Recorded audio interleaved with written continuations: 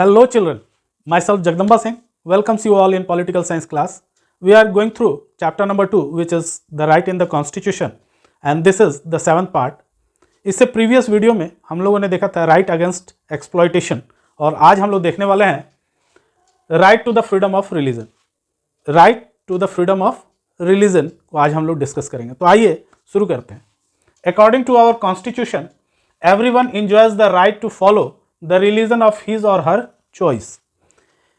भारत के कॉन्स्टिट्यूशन ने हर सिटीजन को ये सुविधा उपलब्ध कराई है, ये राइट दिया है, ये अधिकार दिया है कि वो अपने हिसाब से अपने रिलीजन का चुनाव कर सकता है। वो जिस भी रिलीजन को प्रैक्टिस करना चाहता है वो उस रिलीजन को चूज कर सकता है। Historically there were rulers and emperors in different parts of the world who did not allow others to enjoy the right to freedom of religion। इतिहास जब हम देखते हैं तो हम पाते हैं कि पहले मोनार्की थी, मैक्सिमम ऑफ एरियाज़ में वर्ल्ड के मोनार्की पाई जाती थी और उसमें जो रूलर होता था वो नहीं चाहता था कि लोग जिस रिलीजन को वो फॉलो करता है उसके अलावा किसी और रिलीजन को लोग फॉलो करें। तो इसलिए वो उसकी हमेशा ये कोशिश रहती थी कि जो रिलीजन को किंग फॉलो कर रहा है उसी को वहाँ के सिटीजन्स भी फॉलो करें। तो एक तरह से कह सकते हैं हम लोग कि लिबर्टी नहीं थी अपने रिलीजन को चूज करने की। Persons following a religion different from that of the ruler were either prosecuted or force to convert their religion.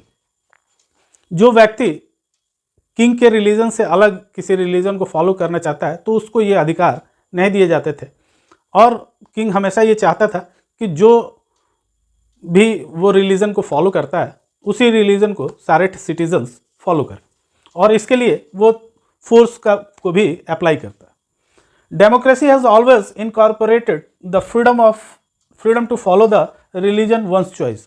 लेकिन समय बदला, परिस्थितियां बदली और maximum of the countries has followed democracy और डेमोक्रेसी का ये नियम रहा है कि वो अपने सिटीजन्स को अपने रिलीजन को चूज करने की राइट देती है।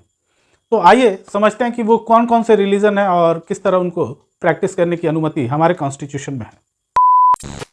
Article 25 of the Indian constitution gives the right of freedom of faith and worship.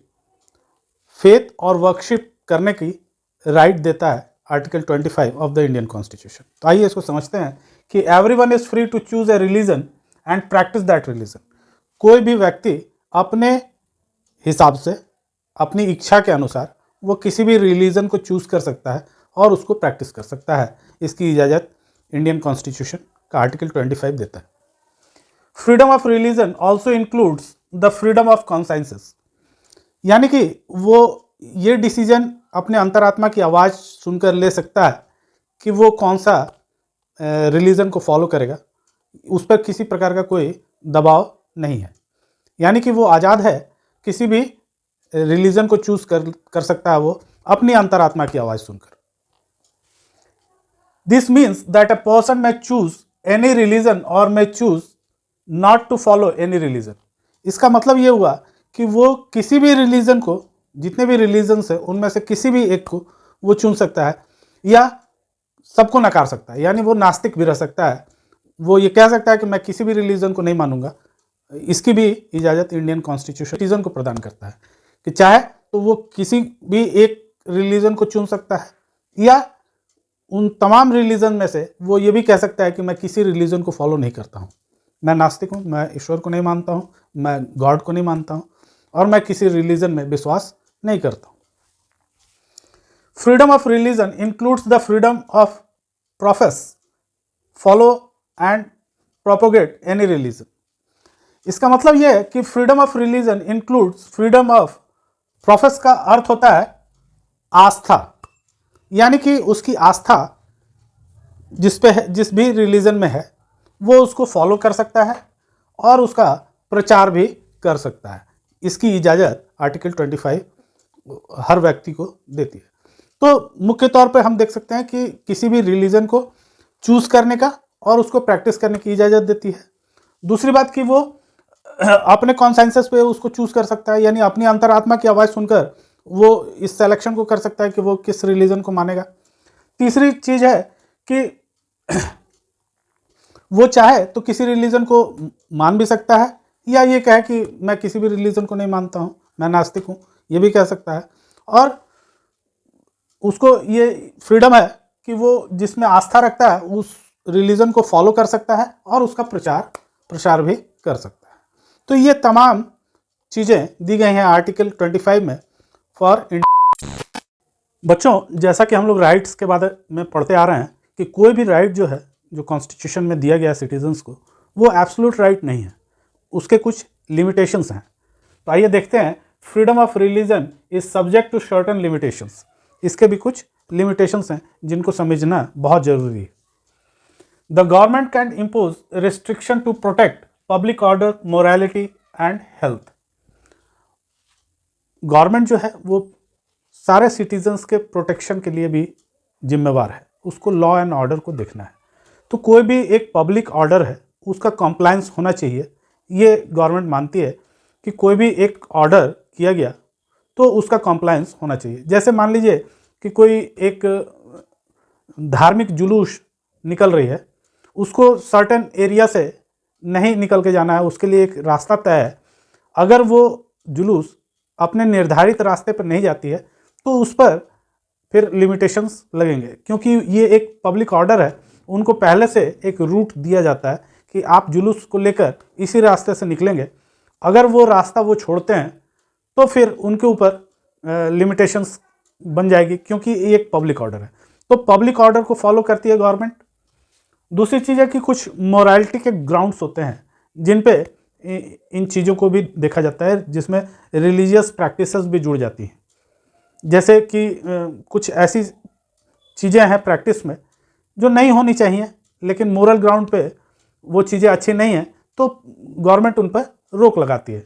जैसे सती प्रथा था, जो एक ऐसी प्रथा थी जो मोरल ग्राउंड पे सही नहीं थी, या अनटचेबिलिटी का जो ग्राउंड था उसको रिलीजियस ग्राउंड बनाया जा रहा था, तो उसके ऊपर गवर्नमेंट, तो ऐसे मोरल से संबंधित जो पॉइंट्स होते हैं जो प्रैक्टिस किए जा रहे हैं ऑन रिलीजियस ग्राउंड, उनको गवर्नमेंट रोकने का प्रयत्न करती है। कुछ ऐसे होते हैं जो हेल्थ ग्राउंड पे होते हैं, उनको भी प्रोटेक्ट करना जरूरी होता है, क्योंकि किसी की ज़िंदगी का सवाल है, जैसे सती प्रथा में था। तो इस तरह के अत्याचार जहाँ उसकी ज़िंदगी का प्रश्न है वहाँ गवर्नमेंट तो इंटरफेयर करेगी। तो फिर ये कुछ ऐसे ग्राउंड्स हैं जिन पे गवर्नमेंट जो है इंटरफेयर करती है, जैसे पब्लिक ऑर्डर्स, मोरालिटी और हेल्थ के कुछ ऐसे ग्राउंड्स हैं जिन पे जो अगर रिलीजियस बेस पे उन पे कोई प्रैक्टिस की जा रही है तो फिर उसको गवर्नमेंट उस लाइफ को प्रोटेक्ट करेगी किसी भी तरह से। तो the government can interfere in religious matter for routing out certain social evils, और जो सोशल एविल्स हैं उनके खिलाफ तो गवर्नमेंट वर्क करती ही है। जैसे एग्जांपल हम लोग देख सकते हैं सती प्रथा, जिसको बैन कर दिया गया, ट्रिपल तलाक जिसको बिल्कुल बैन कर दिया गया हमारी सोसाइटी से, और अनटचेबिलिटी, जिसको अनटचेबिलिटी को भी एक क्राइम बता दिया गया। तो इस तरह हम लोग देख रहे हैं कि हर एक राइट जो है, जो कॉन्स्टिट्यूशन में सिटीजन्स को दिया गया है इंडियन कॉन्स्टिट्यूशन में, उसके कुछ लिमिटेशंस है। कोई भी राइट जो है वो एब्सोल्यूट राइट नहीं है, उसमें कुछ लिमिटेशंस लगे हुए हैं। तो बच्चों, हम देखते हैं कि जब गवर्नमेंट रिलीजियस ग्राउंड पे कोई रिस्ट्रिक्शन लगाती है तो लोग ये कहते हैं कि गवर्नमेंट जो है उनके रिलीजियस मैटर्स में इंटरफेरेंस कर रही है और उनके जो राइट्स हैं उसको वायलेट किया जा रहा है। तो आइए इसको समझने की कोशिश करते हैं। The limitations on the rights produce tension between various religions and government. बहुत सारे रिलीजन और गवर्नमेंट के बीच ये चीज़ें, जब गवर्नमेंट उन पर रिस्ट्रिक्शन लगाती है तो वो कहते हैं कि उनका जो ये है वायलेट हो रहा है। When the government seeks to restrict some activities of any religion group, people of that religion feel that this is interference in their religion. तो ये तो क्लियर है कि जब गलत प्रैक्टिसेस होंगी तो गवर्नमेंट इंटरफेयर करेगी, और गवर्नमेंट इंटरफेयर करेगी तो उनको लगेगा ऐसा, स्वाभाविक है कि उनको लगेगा ऐसा कि उनके रिलीजियस मैटर्स को इंटरफेयर कर रही है गवर्नमेंट। लेकिन गवर्नमेंट का काम ही है कि कि लॉ एंड ऑर्डर को बना कर रखा जाए और किसी भी सिटीजन्स के मोरालिटी से या किसी पब्लिक ऑर्डर से या उसके हेल्थ इशू से, उसके लाइफ से कोई समझौता नहीं किया जा सकता। और जब भी इस तरह की बातें आएंगी तो वहाँ गवर्नमेंट का इंटरफियरेंस होना अनिवार्य है। सम रिलीजियस कन्वर्जन्स कहते हैं कि जब एक रिलीजन से कोई व्यक्ति किसी दूसरे रिलीजन में कन्वर्ट हो जाता है तो उसको कन्वर्जन कहते हैं, उसको रिलीजियस कन्वर्जन कहते हैं। तो some religious conversions are on the ground based on intimidation or inducement. Our constitution does not allow forcing. हमारा कॉन्स्टिट्यूशन जो है वो फोर्सेबल कन्वर्जन को अलाउ नहीं करता है और वो कहता है कि किसी भी प्रकार से फोर्सेबल कन्वर्जन नहीं होना चाहिए, चाहे वो जोर ज़बरदस्ती से हो, फोर्सेबल हो, या कोई लालच दिया गया हो, लोभ लालच दिया गया हो, उसको कोई प्रलोभन दिया गया हो कि आप अगर इसमें आ जाएंगे तो ये सारी बेनिफिट्स आपको मिलेंगी। इस तरह से करके कोई भी कन्वर्जन जो है वो उसको गवर्नमेंट कहती है कि वो इलीगल है। तो हम लोग देखते हैं कि जब गवर्नमेंट कोई लिमिटेशंस लगाती है तो लोगों को परेशानी होना स्वाभाविक है, लेकिन ये ज़रूरी भी है क्योंकि कोई भी जो राइट है वो एब्सोल्यूट राइट नहीं है और वो कुछ ना कुछ उसमें लिमिटेशंस जुड़े हुए हैं और उन लिमिटेशंस को समझना हर नागरिक का कर्तव्य है कि वो हर चीज़, हर राइट के पीछे जो लिमिटेशंस हैं उन पर जरूर उसकी नज़र हो और उसकी समझ हो। Equality for all religion. It means that the government will not favor any particular religion. इसका मतलब ये होता है कि गवर्नमेंट जो होगी वो किसी एक पार्टिकुलर रिलीजन को प्रमोट नहीं करेगी। India does not have any official religion. India किसी भी रिलीजन को अपना ऑफिशियल रिलीजन नहीं मानती है, यानी कॉन्स्टिट्यूशन में कहीं भी किसी एक रिलीजन को ऑफिशियल रिलीजन नहीं माना गया है इंडिया का। No particular religion is required for Prime Minister, President, Judge or any public officer. कोई पब्लिक ऑफिसर हो, जज हो, प्राइम मिनिस्टर हो, प्रेसिडेंट हो, कोई भी हो, वो किसी भी पार्टिकुलर रिलीजन को नहीं बिलोंग करेगा। यानी कि वो ज़रूरी नहीं है कि एक जज होने के लिए या प्राइम मिनिस्टर होने के लिए, प्रेसिडेंट होने के लिए या कोई ऑफिशियल होने के लिए किसी रिलीजन का होना जरूरी है। There is a guarantee that government will not discriminate on the basis of religion in giving employment. Employment देते समय कोई partiality on the basis of religion नहीं की जाएगी by the government of India. The institutions run by government will not preach any religious education. किसी भी government institution में किसी भी तरह के शिक्षा नहीं दी जाएगी रिलीजन से संबंधित। तो ये तमाम चीज़ें बताती हैं कि India is a secular country and every religion has their here respect.